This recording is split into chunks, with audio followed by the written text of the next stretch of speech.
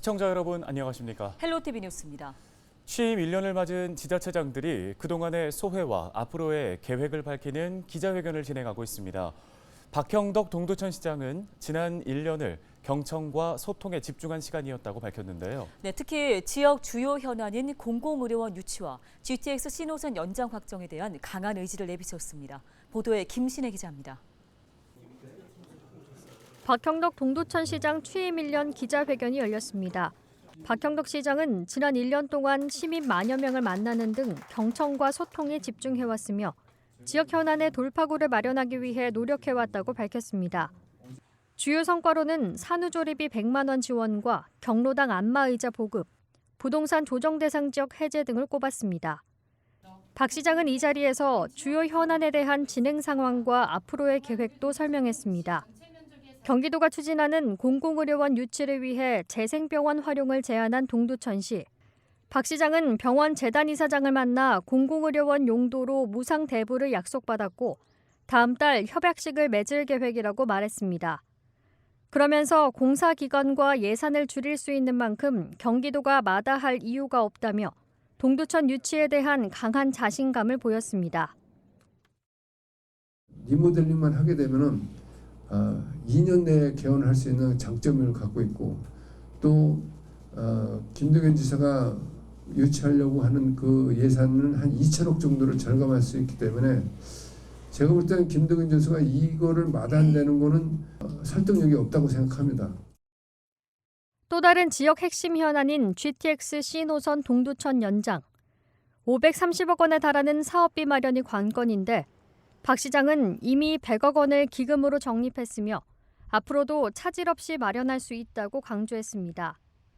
또 조만간 국토부 장관을 만나 GTX 신호선 동두천 연장 필요성을 다시 한번 피력할 계획을 밝혔습니다. 원희룡 국토교통부 장관도 6월 13일 또 제가 만났고 이번 주 금요일 6월 30일 다시 한번 만납니다. 그래서 우리 GTX 신호선 동천 연장 확장 이번에 확답을 좀 받아서 그동안 인구 감소뿐만 아니라 동천시의 그 어려운 현실을 돌파구를 찾으려고 합니다. 지난 1년 동안의 성과와 앞으로의 시정 운영 방향을 발표한 박형덕 동두천시장. 앞으로 남은 임기 동안 지역 현안을 어떻게 풀어나갈지 지역민들의 관심이 모아지고 있습니다. 헬로티비 뉴스 김신혜입니다. 네, 김동근 의정부 시장 또한 취임 1년을 맞아 1년간의 성과를 돌아보는 한편 앞으로의 주요 계획들을 설명했습니다. 네, 취재 기자와 함께 자세한 이야기 나눠보겠습니다. 이재필 기자가 화상 연결돼 있습니다. 자, 이 기자, 먼저 민선 8기 의정부시가 꼽은 지난 1년간의 주요 성과부터 짚어볼까요? 네, 당초 김동근 의정부 시장은 29일 오전 취임 1년 기자회견을 열 계획이었는데요. 호우주의보가 발령되면서 지역 상황에 대응하기 위해 기자회견을 취소했습니다. 대신 준비했던 기자회견문을 통해 그동안의 성과를 설명했는데요. 먼저 용현산업단지에 데이터 센터를 유치한 점을 첫 번째 성과로 꼽았습니다. 호주에 법인을 둔 인마크 자산 운용이 약 3,525억 원을 투자해 데이터 센터를 건설할 예정인데요. 의정부시는 이번 유치로 용현산단의 데이터 관련 기업들의 입주가 늘어날 것으로 예상하면서 향후 약 10만 개의 일자리가 생겨날 것으로 전망했습니다. 그리고 지난 4월이었죠. LH 경기 북부 지역본부가 의정부시로 이전할 것을 약속했는데요. 경기 북부 지역본부는 오는 2024년 5월 이전을 목표로 현재 실무협의회 구성 등 관련 절차가 진행 중입니다. 특히 의정부시는 경기 북부 지역본부 이전으로 유관 기업들이 추가 이전하면서 지역경제 활성화에 큰 도움을 줄 것으로 기대하고 있는데요. LH와의 협약은 부산지구의 전국 최초 아이돌봄 클러스터 조성이라는 성과와도 이어졌습니다. 네, 해결해야 할 숙제들도 남아있지 않습니까? 주민들의 핵심 관심 사안인 광역철도망 확대가 좀 언급이 됐을 것 같은데요. 어떻습니까? 네, 맞습니다. 김동근 의정부 시장은 8호선 의정부 연장을 주요 과제로 꼽았는데요. 현재 의정부시는 8호선을 고산 밀락지구까지 연장하기 위한 사전 타당성 조사 용역을 진행 중에 있죠. 김동근 시장은 이를 바탕으로 8호선 의정부 연장 사업이 제5차 국가철도망 구축 계획에 반영될 수 있도록 사활을 걸고 국토부와 중앙정부에 지속적으로 강력히 건의해 나가겠다고 강조했습니다. 또 하나 강조한 사업이 바로 미분 반환 공여지 도시개발입니다. 먼저 디자인 클러스터 조성 사업이 진행 중인 캠프 레드클라우드를 살펴보면 현재 예상 부지 매입 비용은 약 8천억 원으로 의정부시 같은 기초지자체 입장에서는 감당하기 힘듭니다. 비용 마련 문제도 해결해야 하고요. IT 클러스터가 조성될 계획인 캠프 스탠리는 아직 반환조차 되지 못했습니다. 김동근 의정부 시장은 이 같은 문제 해결을 위해 정부는 물론 정치권과 긴밀히 논의를 이어갈 뜻을 밝혔습니다. 예, 알겠습니다. 이 기자, 혹시 그 의정부 도봉 면허시험장 이전 계획 백지화에 대한 언급은 없었는지가 궁금합니다. 김동건 시장이 노원구에 이전 계획 백지화를 통보했다, 이런 지역 언론 보도가 있지 않았습니까? 네, 취임 1년 기자회견에는 이제 따로 그러니까 기자회견문에 따로 언급은 없었는데요. 제가 확인을 해보니 어감의 차이가 있는데 결론부터 말씀을 드리면 김동근 시장이 의견을 전달한 것일 뿐 공문 등 공식적인 행동이 진행된 것은 아닙니다. 의정부시에 확인한 결과 최근 김동근 의정부 시장이 사석에서 오승록 노원구청장을 만났다고 합니다. 이 자리에서 김동근 의정부 시장이 오승록 구청장에게 도봉 면허시험장 의정부 이전을 백지화하겠다는 입장을 다시 한번 전달한 건데요. 지난 2021년 12월 의정부시와 서울시, 노원구는 도봉 면허시험장을 의정부시 장암동으로 이전하는 내용의 협약을 체결한 바 있죠. 이 협약을 파기한다는 내용의 공문 접수 등 의정부시 차원의 공식 대응이 이루어진 것은 아닙니다. 김동근 의정부 시장은 후보 시절부터 도봉 면허시험장 이전 백지화를 핵심 공약으로 밝혀왔는데요. 이번 만남을 시작으로 이전 백지화 작업이 공식적으로 이뤄질지 관심이 집중되고 있습니다. 네, 알겠습니다. 오늘 소식은 여기까지 듣겠습니다. 이재필 기자였습니다.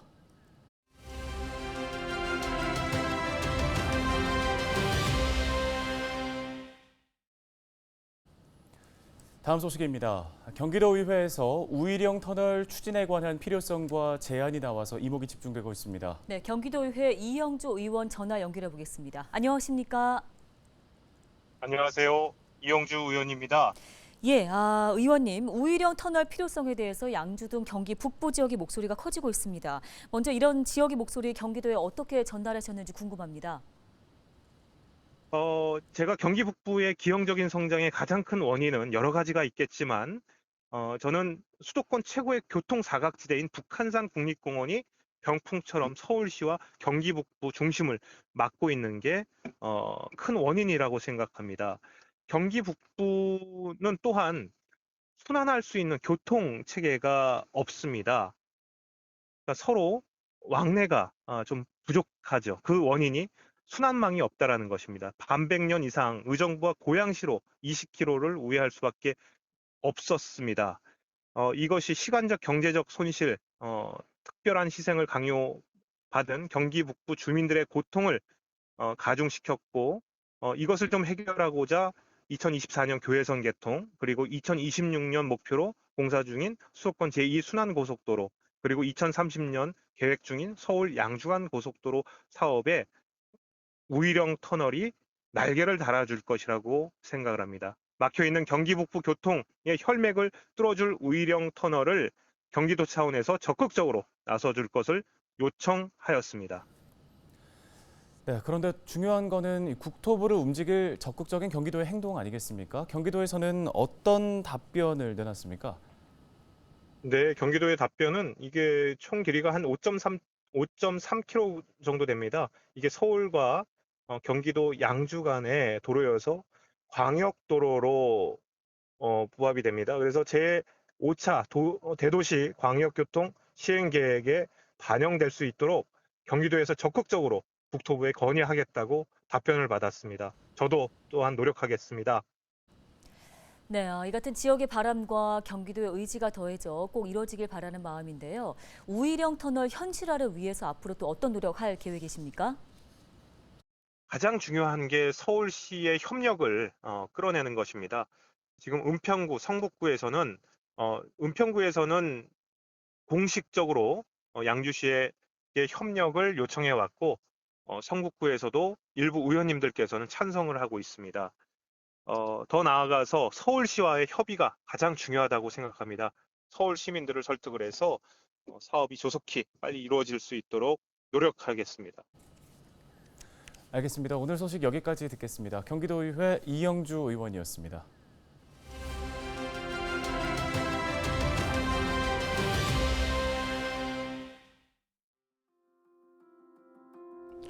안녕하세요. 경기도민 여러분. 그리고 동두천 시민 여러분 반갑습니다. 농정해양위원회 소속 도의원 임상호입니다. 지금 현재는 경기 분도 특별자치도가 제일 큰 문제인 것 같습니다. 어찌됐든 이 문제가 되기 위해서는 특별위원회 구성을 해야 되는데 특별위원회 구성을 위해서도 노력을 할 것이고 빠른 시간에 특별위원회 구성을 해서 북부 주민들에게 도움을 줄 수 있는 삶의 질 향상을 위해서 노력하겠다는 말씀을 드리겠습니다. 네, 도민 여러분, 그리고 동두천 시민 여러분, 지금 국가적으로나 경제적으로 상당히 어려운 시기입니다. 우리가 위기는 기회되는 말로 열심히 모여서 힘을 합쳐서 이 기회를 위기를 기회로 갈 수 있는 우리 경기 도민과 동두천 시민이 되었으면 고맙겠습니다. 감사합니다.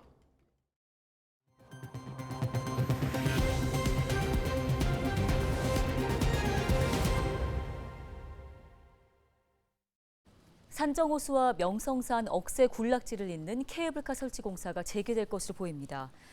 포천시는 케이블카 설치가 지난 2월 시공사 측의 문제로 공사가 중단됐지만 시공사를 재선정하고 빠르면 9월부터 공사를 진행할 것이라고 전했습니다. 해당 사업은 650억 원을 투입해 산정호수부터 명성산 억새 군락지까지 1.9km를 연결하는 케이블카를 설치하는 사업입니다. 케이블카를 이용하면 군락지까지 이동 시간이 도보 1시간 30분에서 8분으로 단축됩니다. 공사가 마무리되면 8명 정원, 캐빈 46대가 왕복 운행할 계획입니다. 네, 이어서 날씨 정보 전해드리겠습니다.